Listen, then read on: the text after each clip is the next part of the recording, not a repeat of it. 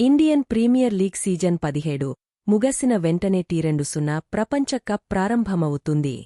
June 1 నుంచి West Indies సంయుక్తంగా ఈ మెగా క్రికెట్ టోర్నమెంట్ను నిర్వహిస్తున్నాయి.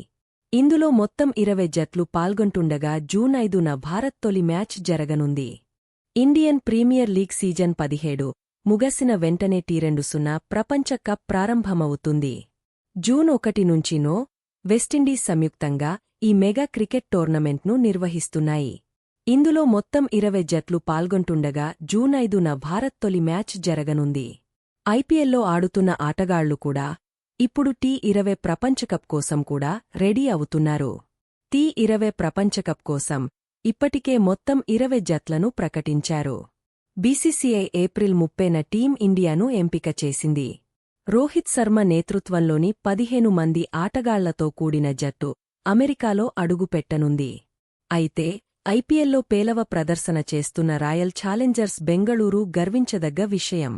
ఎందుకంటే ఈ జట్టులోని మొత్తం 8 మంది ఆటగాళ్లు టీ20 ప్రపంచకప్ జట్టులో ఆడనున్నారు.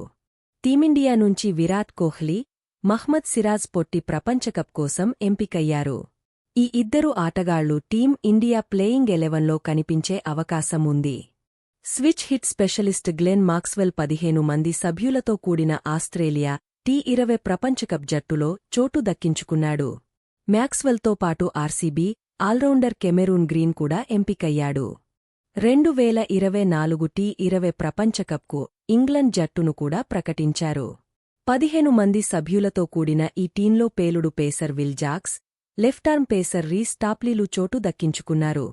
టీ20 ప్రపంచకప్కు ఎంపిక చేసిన న్యూజిలాండ్ జట్టులో ఫాస్ట్ బౌలర్ లాకీ ఫెర్గూసన్ చోటు దక్కించుకున్నాడు.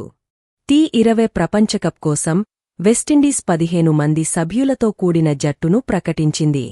ఇందులో ఫాస్ట్ బౌలర్ అల్జారీ జోసెఫ్కు వైస్ కెప్టెన్సీ దక్కింది.